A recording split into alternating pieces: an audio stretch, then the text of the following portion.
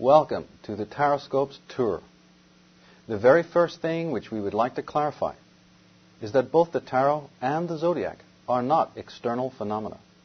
They are not out there and should be considered living essences or archetypes within each individual. You are a living, breathing zodiac. The magician Aleister Crowley and the mystic poet William Blake both recognized this fact and declared in similar ways that every man and woman is spiritually a star. Additionally, the great German philologist and philosopher Friedrich Nietzsche eloquently and enigmatically penned these words which aptly introduce and encapsulate the theme of the entire taroscopic approach.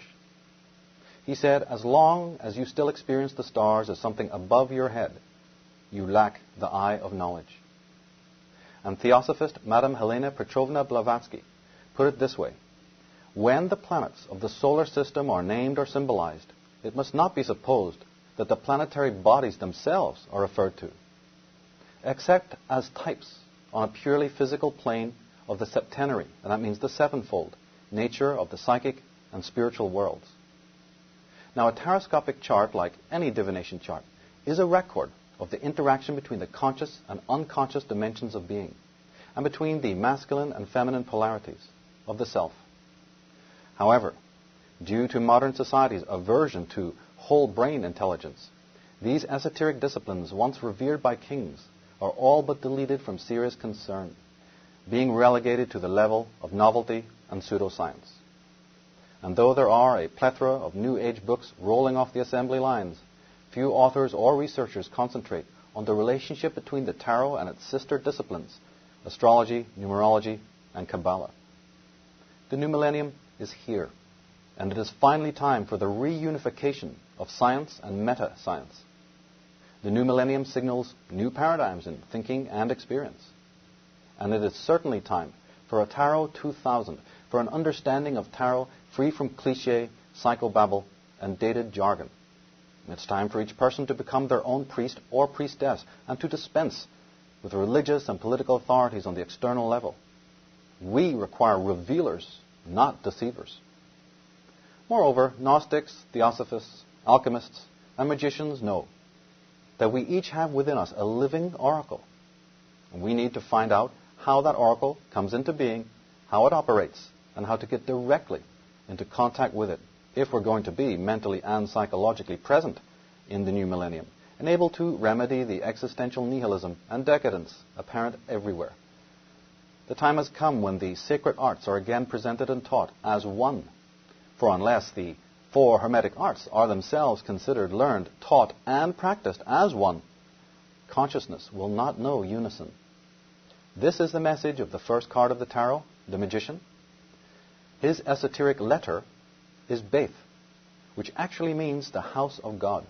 And though this refers to the Great Pyramid at Giza, it also refers to the human body, our own temple, our own veritable house of God. As William Blake reminded us, all the gods reside in the human breast, that is, within. The magician's task is to unite the four into one.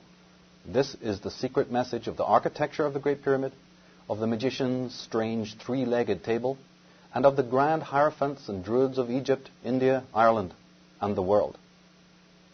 Now, esoterically, the prestige of the cards is supreme. The tarot is immeasurably sacred and contains many magical secrets, even concerning mathematics and sacred geometry. Tarot relates to the Egyptian, Hebrew, Celtic, and English magical alphabets, to the Kabbalistic tree of life, the chakra system, to the alchemical process known as the magnum opus, to sacred numerology, that's Pythagorean and other kinds, to the physical orbit and movement of the luminaries and planets, to the phenomena known as the precession of the equinoxes, to the process of human individuation, to the yearly maturation of the human being, to the famous personality types, and to the zodiac, and to the sequence of the historical centuries, that's from the 1st century to the 21st, to the periodical table of elements, and to several other esoteric and exoteric phenomena. The tarot is the true book of life. There is no other. In fact, when students of alchemy are pontificating about the mysterious emerald tablets of Hermes, they fail to recognize that these are again the actual tarot, and each person is represented in the tarot's 78 mysterious and beautiful pages.